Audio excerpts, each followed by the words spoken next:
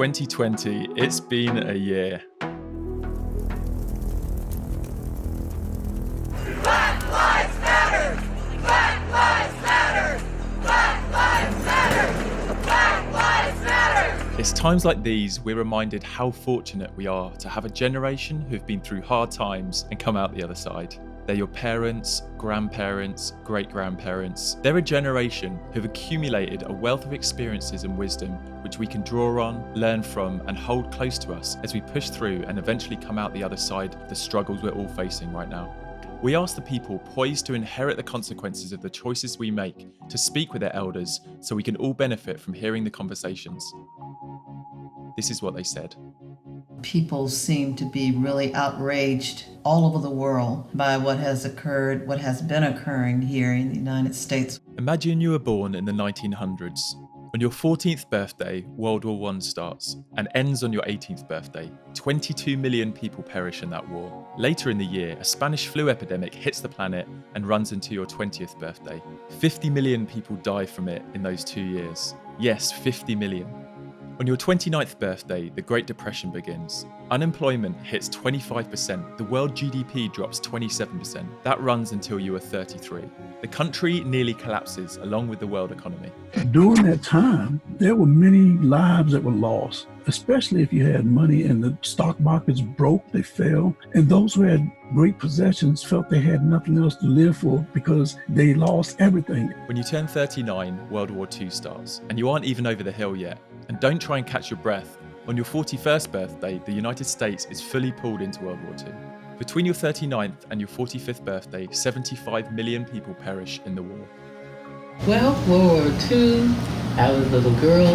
My father was in the service. He was stationed in Germany. And so Hitler's invasion of Poland in September 1939 drove Great Britain and France to declare war on Germany. I was born just as Hitler came into Warsaw and bombed Warsaw. For me, it was the experience of being hidden and away from my parents. We shared food, we supported each other, and most of all, we had a lot of love. On your 62nd birthday, you have the Cuban Missile Crisis, a tipping point in the Cold War. Life on our planet as we know it should have ended. Great leaders prevented that from happening. When you turn 75, the Vietnam War finally ends. I mean, it reminded me a little bit of the wartime because there's a lot of people united right now on a common cause. But on the other hand, I would also say that in Vietnam, people were really divided. Some people were like, yeah, we have to go fight. And some people were like, no, we don't belong there. There was a lot of protests, people in the street, waving signs, yelling. Other people accusing them of being unpatriotic. I remember all the veterans returned were treated like losers. It was sad. That was, I think, one of the biggest crimes of the Vietnam War, because all they were doing was following the president's orders, and they did not deserve the treatment that they received. In the 60s and things were getting crazy. That was really the beginning of young people as a group saying, we're not going to just do something because you tell us to do something. We have the ability to change things. Back in the 60s, they was marching for the same thing that they're marching for now, equality. I would say that it has had a far more global impact than the civil rights movement. People seem to be really outraged all over the world by what has occurred, what has been occurring here in the United States. Think of everyone on the planet born in the 1900s. How would you survive all of that? The key is to persevere through the bad times and not allow it to stress you out. That's the key, to make it through. It's not the stumbling that really matters in the end, it's how you recover.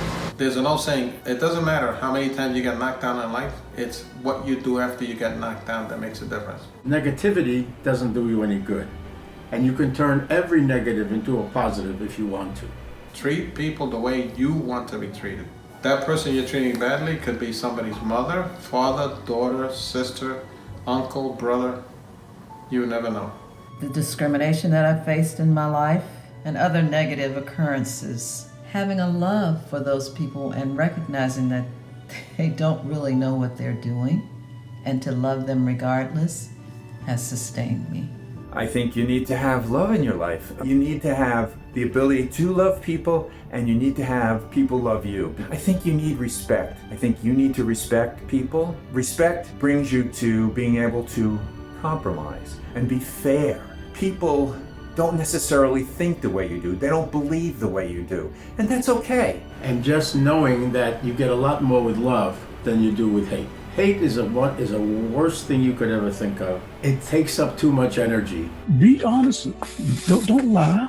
Just tell the truth. It may hurt, but the truth is better than a lie. Never give up, trust in yourself, and love life. Just don't do anything to anyone else you wouldn't want done to yourself. Don't think your grandparent understood how hard school was and how mean that kid in your class was, yet they survived through everything listed above. Perspective is an amazing art, refined as time goes on, and enlightening like you wouldn't believe. Let's try and keep things in perspective.